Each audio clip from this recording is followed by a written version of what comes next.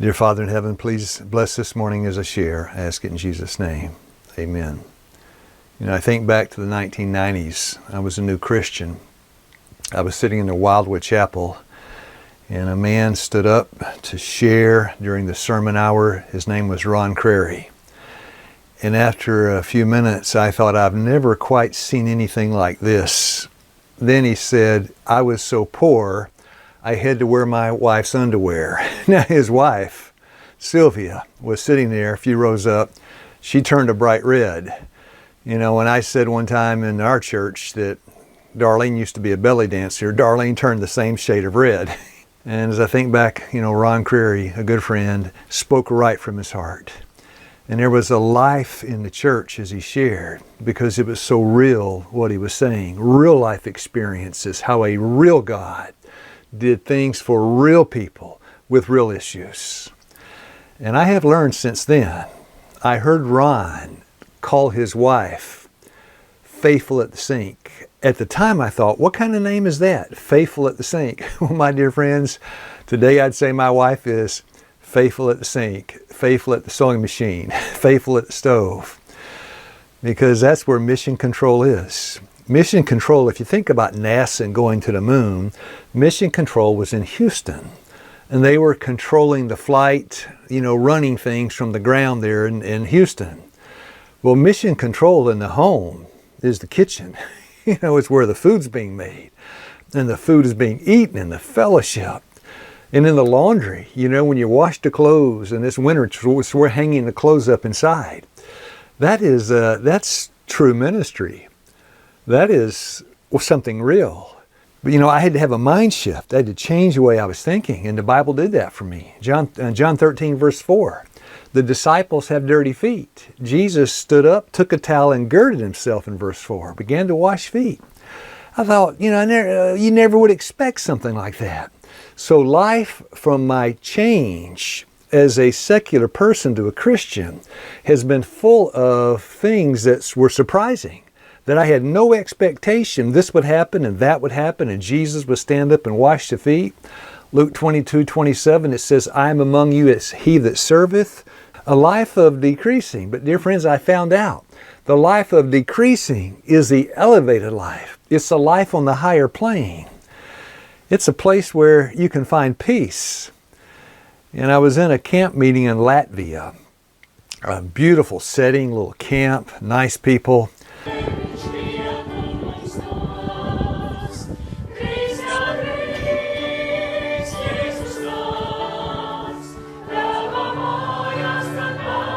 I've been invited by the conference president.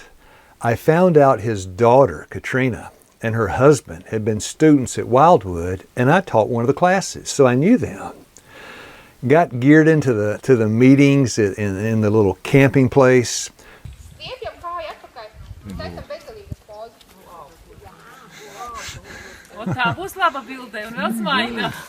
You're nice. Very good. They were going well. I was eating in the cafeteria. And he's a very helpful young man. And this is the food. Let's see what they got here. We got some juice. Right to your brother serving soup. And then we have tomatoes, cabbage. And we have oranges, cake, watermelon, or cake, excuse me. And we have something here. I don't know what that is, but it looks kind of sweet. Donuts. And Pastor Wilson's wife. For my wife. And they're the hungry campers. And there's Katrina. It's the president's daughter. When lunch was over in the cafeteria, watched her walk over, pick up the broom, and just began sweeping and sweeping. And I was surprised. Dear friends, I saw she was getting in on the good stuff. She was getting the higher life, the life of service, the life of real living, the life of real thinking, casting down vain imaginations, not building an air castle in which you can never live, but doing real things and being a blessing to real people. I never forgot that. I was in China one time. Now, I kind of had learned the lesson. By the time I got to China, I learned that, you know, the place to be, mission control, was in the kitchen. So I was doing lifestyle lectures with the guests. Here's a picture, you know, it was being translated because the people coming to the meetings, they couldn't speak English.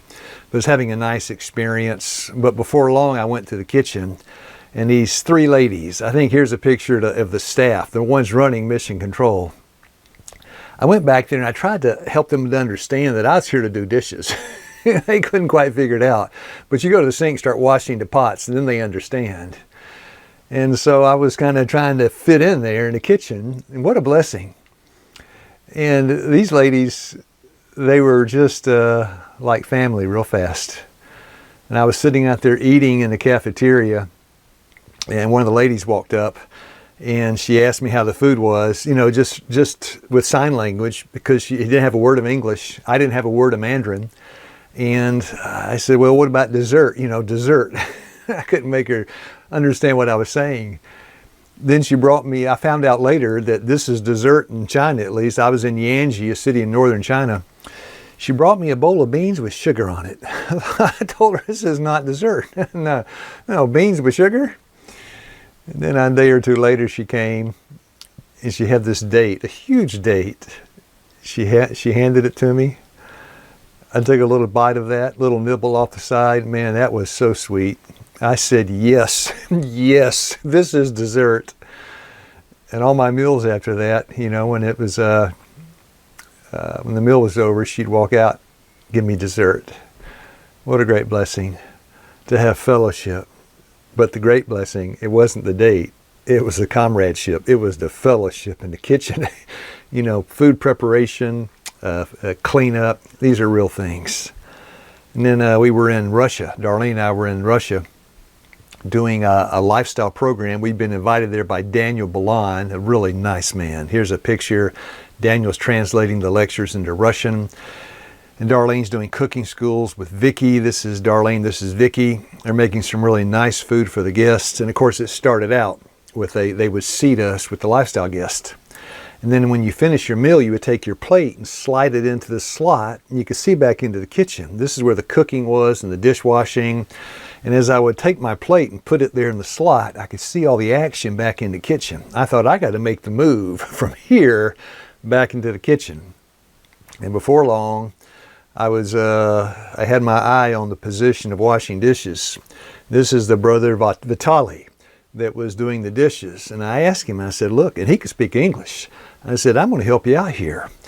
So I got into the good stuff back in the kitchen, washing those dishes. And pretty soon we started taking our meals. Instead of with the lifestyle guest, we sat down with the workers, the ones that had been cooking the food. My dear friends, there's something real back there. You know, this is the everyday living stuff. You know, you can kind of fall into this pit of formality and, you know, kind of get starchy and icy, a formalism, if you're not careful. But people that are coming to find healing in a health center, what they want is something real. What they want to hear is something real. Back in the kitchen, that was the place to be. That was mission control. That was a real place. And pretty soon, you know, those lifestyle guests, as they see us sitting back there with the workers, you know what comes into their minds? They like to come back there and join too. So when I was serving in health ministry for almost 30 years, we'd invite the guests. Lifestyle guests came there with some anxiety, depression, some panic attacks, some stress, trying to lose some weight, had obesity, arthritis, diabetes. We'd invite them into the kitchen. Yeah, you come and cook with us. And they would. And when you're cooking together, all the barriers break down. You know, the icy formalism is melted. And you can sit there and talk about anything. Talk about, you know, the recipes and things you can do to improve your lifestyle, because we're not in the business of adding years to our life. We want to add life to our years. And that's it. So my dear friends, today, by the way, my wife is really latched onto this kind of concept. She is the janitor in our church. Darlene goes up once a week and she cleans our church. She gets that vacuum cleaner out, going up and down the rows of the pews.